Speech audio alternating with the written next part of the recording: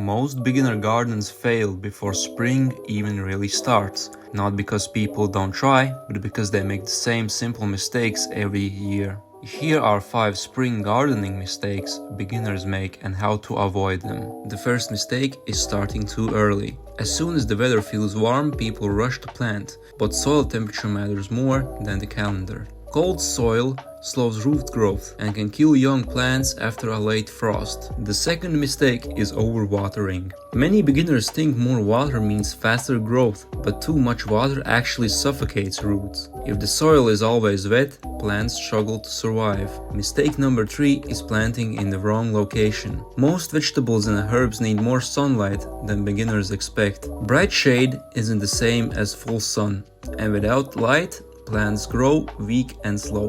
The fourth mistake is ignoring soil quality. Plants grow in soil, not air, and poor soil leads to weak growth no matter how much you water. Good soil helps roots absorb nutrients and stay healthy.